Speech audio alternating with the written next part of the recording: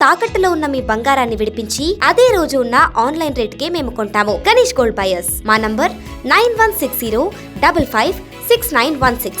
నమస్తే, welcome to OK TV.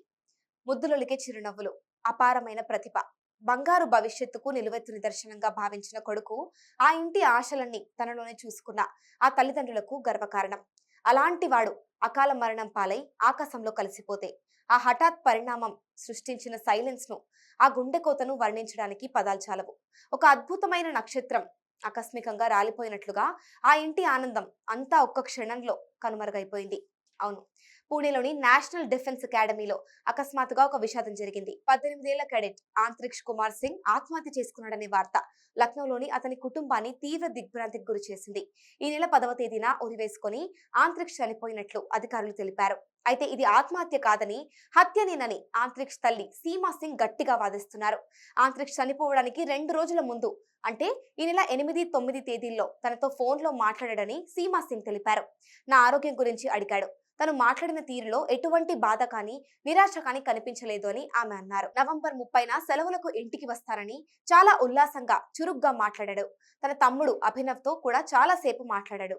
చనిపోయే రోజు సాయంత్రం కూడా ఆంత్రిక్ష్ ఎన్డీఏ ఈవెంట్ కోసం ప్రాక్టీస్ చేస్తూ ఒక ముఖ్య గాయకుడిగా పాల్గొన్నాడు. ఆ వీడియోలో అతను చాలా యాక్టివ్ గా కనిపించాడని ఆమె వివరించారు. ఇంత చురుకైన వాడు కేవలం కొన్ని గంటల వ్యవధిలో తన ప్రాణాలు తీసుకుంటాడని ఎవరైనా నమ్మగలరా అని సీమా సింగ్ తీవ్ర ఆవేదనతో ప్రశ్నించారు. ఆంత్రిక్ష్ మరణానికి దారితీసిన పరిస్థితులు, అలానే ఈ సంఘటనను ఎన్డీఏ అధికారులు నిర్వహించిన తీరుపై అతని కుటుంబం ఆందోళన వ్యక్తం చేసింది. ఆంత్రిక్ష్ మరణానికి ముందు అతని కదలికకు సంబంధించిన సీసీటీవీ ఫుటేజ్లను చూపించాలని సీమా సింగ్ డిమాండ్ చేశారు. కొన్ని వారాల క్రితం ఒక సీనియర్ కేడెట్ తనను బెదిరించి అకాడమీని వదిలి వెళ్లిపోవాలని ఒత్తిడి చేశాడని ఆంత్రిక్ష్ తనతో చెప్పినట్లు సీమా గుర్తు చేసుకున్నారు. అప్పుడు నేనే జోక్యం చేసుకుని ఎన్డీఏ అధికారులు హామీ ఇచ్చిన తరువాత అతను ట్రైనింగ్ ను కొనసాగించాడు అని ఆమె తెలిపారు. ఆంత్రిక్ష్ అనుమానాస్పద మరణంపై సరైన దర్యాప్తు జరపాలని కుటుంబం మొత్తం డిమాండ్ చేస్తుంది.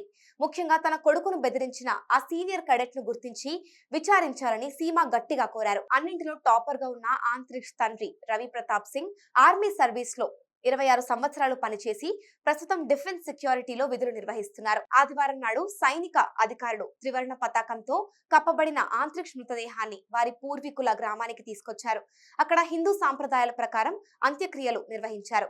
తమ గొప్ప కొడుకును కోల్పోయిన ఆ కుటుంబం తీరని లోటుతో పాటు అనేక తీవ్రమైన అనుమానాలతో ఇంకా సతమతమవుతోంది.